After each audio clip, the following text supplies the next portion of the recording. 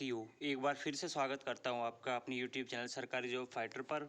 दोस्तों, जैसा कि आप यहां पे देख रहे हो, आज मैं आपके लिए सीईटी से जुड़ी दोस्तों बड़ी ब्रेकिंग अपडेट लेकर हाजिर हूं। सीईटी मेंस डाटा जारी, एचएसएससी ग्रुप 5657 क्या फॉर्मूला लगाया, और साथियों जो डाटा था दोस्तों एचएसएससी में किस प्रकार से दोस्तों बुलाया, ग्रुप 5657 में किस कैटेगरी वाइज बुलाया, किस प्रकार से बुलाया, वो दोस्तों संपूर्ण फॉर्मूला डाटा जारी है।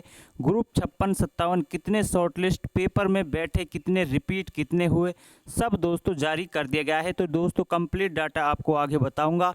सीईटी स्टेप पर भी दोस्तों एक बड़ी ब्रेकिंग अपडेट आई है। 4 गुना से ज़्यादा बुलाए हाई कोर्ट, 15-15 किला 5-5 अंक दावा झूठा है सच, इसकी भी दोस्तों सच्चाई सामने आ चुकी है। तो दोस्तों कंप्लीट वीडियो देखने से पहले यदि आप हमारे चैनल पर पहली बार आए हैं और हरियाणा से जुड़ी कोई भी छोटी बड़ी सरकारी नौकरी और योजनाओं के अपडेट देखना चाहते हैं तो दोस्तों चैनल को सब्सक्राइब कर लें और बेल आइकन को जरूर प्रेस कर लें, ताकि हरियाणा से जुड़ी सभी छोटी बड़ी सरकारी नौकरी और योजनाओं के अपडेट दोस्तों सबसे पहले आप तक पहुंच सके। साथियों, एचएसएससी सीईटी भर्ती से जुड़ी हर रोज़ साथियों आपके लिए 6 से 7 बजे के बीच में अपडेट लेकर हाजिर होते रहते हैं। तो दोस्तों आप हमसे हर रोज़ यहां पर मिल सकते हो, जुड़ सकते हो। ठीक है दोस्तों, तो साथियों चैनल को सब्सक्राइब कर लेना। तो दोस्तों देर ना करते हो, अब जल्दी से चलिए वीडियो में आगे बढ़ते हैं। तो दोस्तों साथियों, जैसा कि आप यहाँ पे देख रहे हो, हरियाणा कर्मचारी चयन आयोग ने पंजाब एवं हरियाणा हाई कोर्ट ग्रुप 5657 में उम्मीदवार 4 गुना से ज़्यादा बुलाए। इसका फॉर्मूला दोस्तों हाई कोर्ट में अपनी तरफ से एचएसएससी आयोग ने रखा है। एक ग्रुप में एक से ज़्यादा कैटेगरी के लिए योग्य एक उम्मीदवार को एक ही माना है, अन्य कैटेगरी के लिए दूसरे को बुलाया है। मतलब दोस्तों हर कैटेगरी में एक ही कैंडिडेट्स को, टॉपर को नहीं काउंट किया गया है। हर कैटेगरी में साथियों, मतलब यदि कोई टॉपर है तो उसको अलग अलग नहीं माना गया, मतलब एक ही कैटेगरी में दोस्तों उसको सिर्फ काउंट किया गया है और उसी आधार पर दोस्तों उसको बुलाया गया है। और दोस्तों यहाँ पे एक एक कैटेगरी अनुसार छटनी करते तो बार बार मेरिट वाले उम्मीदवार ही रिपीट होते। तो वही चीज़ साथियों हम बता रहे थे कि मतलब अलग अलग कैटेगरी अनुसार छटनी करते तो बार बार एक ही मेरिट वाला जो बच्चा था सारी कैटेगरियों में आता, लेकिन इस प्रकार से नहीं बुलाया गया है। हरियाणा कर्मचारी चयन आयोग ने पंजाब एवं हरियाणा हाई कोर्ट में दायर अपील में ग्रुप 5657 के लिए 4 गुना से ज़्यादा उम्मीदवार बुलाने के फॉर्मूले की जानकारी दी।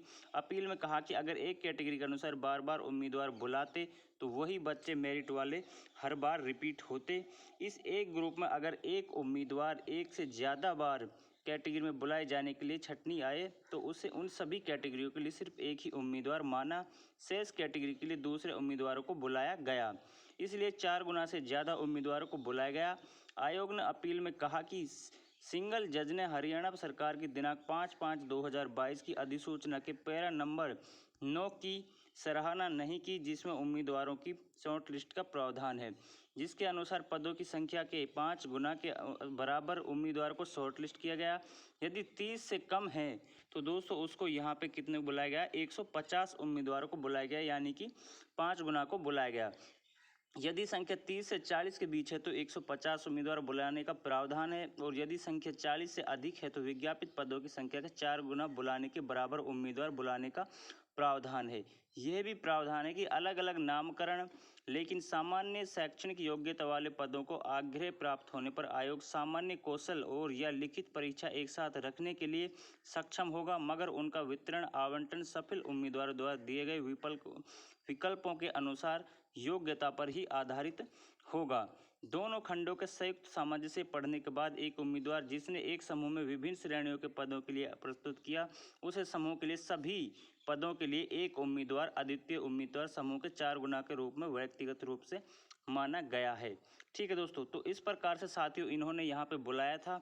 ठीक है दोस्तों, उसके बाद यहाँ पे जो डाटा है वो भी साथियों देख लेते हैं कि किस कैटेगरी में कितनों को बुलाया, किस ग्रुप में कितनों को बुलाया। तो साथियों देख सकते हो ग्रुप 56 में 37,657 बच्चों को दोस्तों यहाँ पे शॉर्ट लिस्ट किया गया था, और ग्रुप 57 में 30,704 को शॉर्ट लिस्ट किया गया था। आयोग ने अपीली जानकारी दी। ग्रुप नंबर 56 में इतने और शॉर्ट लिस्ट में दोस्तों किया गया, और ग्रुप 57 में 30,000 उम्मीदवार को शॉर्ट लिस्ट किया गया था। दोनों ग्रुपों के लिए शॉर्ट लिस्ट किए गए कुल 68,361 में से 27,162 उम्मीदवार दोनों समूहों में रिपीट थे। इस प्रकार 41,199 ऐसे उम्मीदवार थे जो यूनिक अद्वितीय उम्मीदवारों को छोड़कर ग्रुप 56-57 में स्किल टेस्ट के लिए शॉर्टलिस्ट हुए थे। तो ये दोस्तों जो यहाँ पे डाटा है वो जारी किया गया है। तो साथियों यह भी बहुत बड़ी एक संख्या है जो बच्चे रिपीट इसमें हुए थे।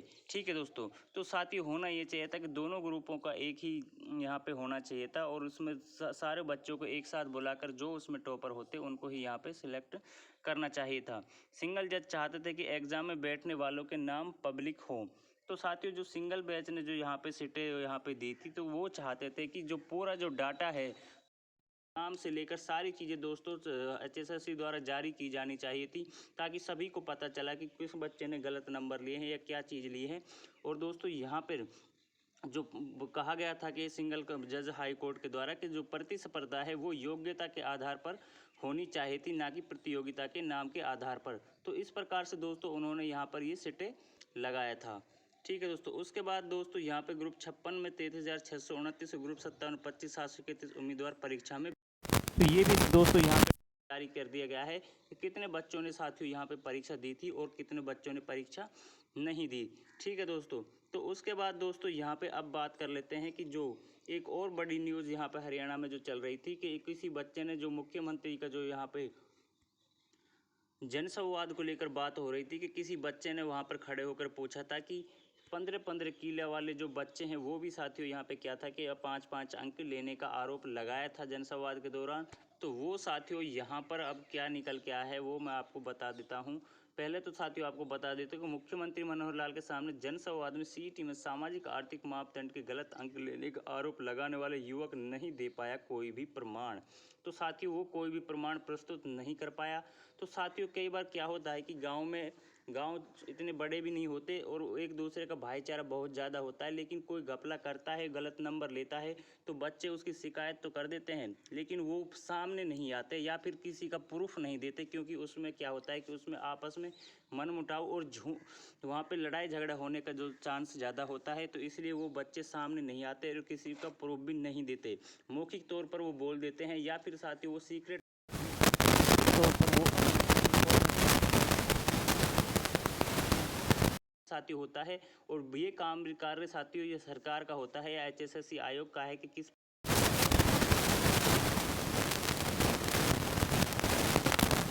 गांव के बच्चे का नाम नहीं था।